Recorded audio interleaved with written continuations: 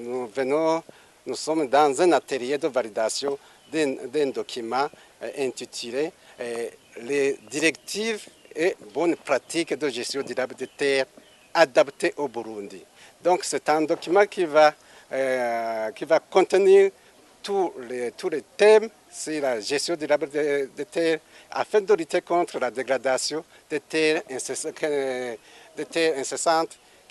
qu'on observe ici au Burundi. Vous voyez que la problématique de la dégradation des terres au Burundi est réellement visible, étant donné que nous enregistrons une baisse de la productivité des terres, une insécurité alimentaire à cause de cette dégradation des terres. Il n'y a pas de nouveauté parce qu'en matière de lutte anti-érosive, ça a commencé depuis la période coloniale.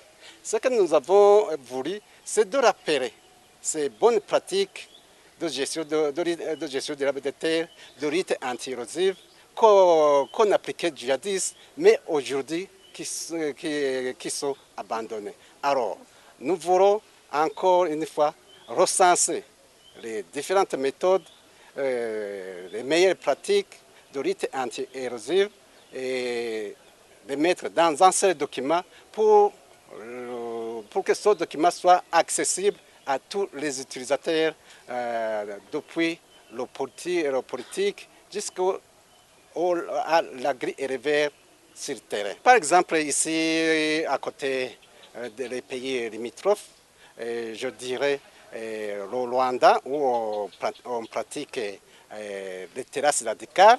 Ça, c'est une bonne technique de lutte contre l'érosion, de lutte contre la dégradation des terres.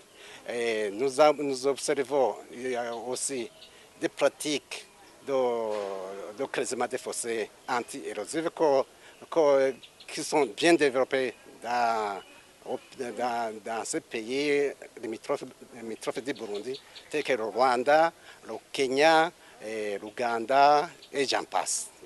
Et ces méthodes-là, nous avons visité, nous avons réuni les différents experts qui ont étudié ces méthodes et ils ont trouvé que c'est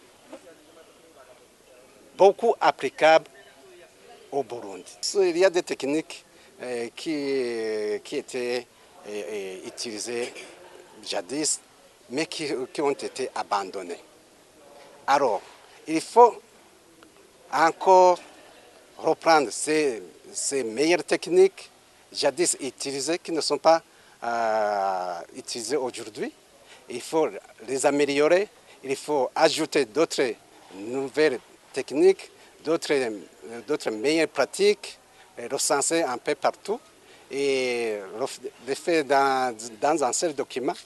Et puis, c'est ça l'objectif, que ce document soit un document de référence qu'on doit suivre en plus des techniques qu'on est en train d'utiliser aujourd'hui. Donc, vous comprenez que nous devons sensibiliser, mettre à la disposition de la population utilisateur un nouveau outil qui rassemble ces meilleures pratiques de gestion durable des terres, de gestion durable des ressources naturelles.